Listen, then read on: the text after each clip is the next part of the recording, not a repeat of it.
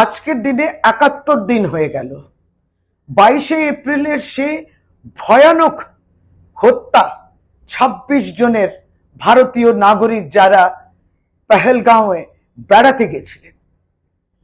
আমরা দেখছি যে ৫ রাষ্ট্রের ভিজিটে বেরিয়ে পড়ছেন প্রধানমন্ত্রী আজকে, কিন্তু ৫টি প্রশ্ন আপনাকে তাড়া করছে, তার জবাব তো পেলাম না। সেই ৫টি প্রশ্ন যেটি সর্বভারতীয় তৃণমূল কংগ্রেসের সাধারণ সম্পাদক অভিষেক বন্দ্যোপাধ্যায় করেছিলেন।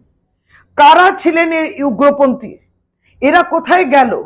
এদের কি মৃত্যু হয়ে গেল?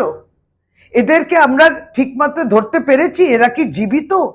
কিভাবে এলো ভারতীয় দেশে, আমাদের ভূখণ্ডে এলো কি করে? কেন আমাদের ভারতবর্ষের ইন্টেলিজেন্স তাদেরকে ধরতে পারেনি যে তারা ঘুরঘুর করছিলেন?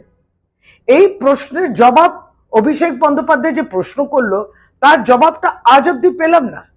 আপনি কিন্তু প্রধানমন্ত্রীজি বেরিয়ে পড়েছেন, আপনি এবং কেন্দ্রীয় সরকার এই ৫টি প্রশ্নের জবাব কিন্তু কেউ দিলেন না, নীরব রয়ে গেলেন। আপনি যে ৫টা রাষ্ট্রে যাচ্ছেন, তাহলে এটা তো আন্তর্জাতিক একটি সম্প্রদায়ের সঙ্গে আপনি যুক্ত হবেন।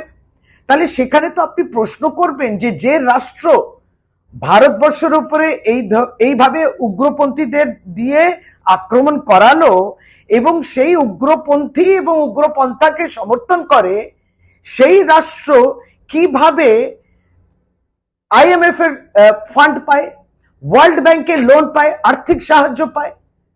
তাহলে আমাদের বিদেশ নীতি কোথায় বিফল হয়ে গেল? ভূ রাজনৈতিক আপনার প্রভাব, যেটা বিশ্বগুরু বলে, আপনি বলেন এবং আপনার সম্বন্ধে বলে, এই প্রভাবটা কি হলো? এটা ক্ষীণ হয়ে যাচ্ছে, ম্লান হয়ে যাচ্ছে। ভারতবর্ষের কথা আন্তর্জাতিক ক্ষেত্রে তারা শুনছেন না কেন?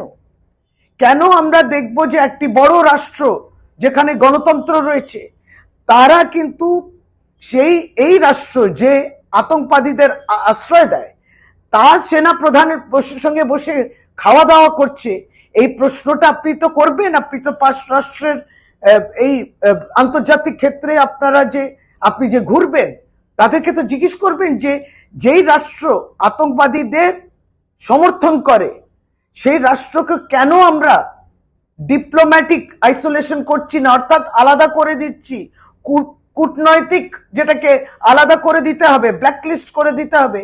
এই প্রশ্ন আপনি করবেন তো? এবং সেই ৫টা প্রশ্ন যেটা অভিষেক বন্দ্যোপাধ্যায় করছেন, যেটা নিয়ে আপনারা নীরব থাকছেন, প্রশ্নের জবাব দিচ্ছেন না, এই ৫টি প্রশ্নও কিন্তু আপনাকে তাড়া করবে।